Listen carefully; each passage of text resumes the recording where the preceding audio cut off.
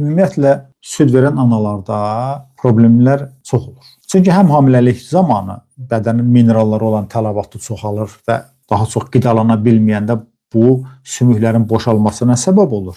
Və ikincisi də yenə də süd vermə dönəmində də anaların kalsium ehtiyacı, minerallar olan ehtiyacı daha çox olur. Yəni ana burada bol qidalanmalıdır ki, uşağını da qidalandıra bilsin və südün də tərkibində təbii ki, kalsium var. Bunlar hamısı ana bədənindən çıxır. Hər bir süd verən anaların əksəriyyətində saç tökülmələr olur və sümük ağrıları olur. Niyə? Çünki bədəndən xaric olan kalsium və bədən tələbatı olan kalsium ödənilmir. Kalsium ödənilməsinə tələbat birinci növbədə D vitaminidir. Ana günəşə çıxmalıdır, günəş qəbul eləməlidir ki, bol D vitamini mənimsəsin və insan bədənində D vitamini 30-un üstündədirsə əgər, onda bizim yediyimiz qida vasitələrindən kalsiumu rahat sorulacaq. Yox, əgər altındadırsa, nəinki 30 heç, elə olur ki, 3 olur, 2 olur. Hətta 1 olan görmüşəm. Hətta 1-in altında olan insanlar görmüşəm ki, insan bədəni D vitamini o qədər az. Və yaxud da ki, D vitaminini alır, istifadə edir. Bu D vitamini demişkən, bizim istehsal elədiyimiz D vitamini var.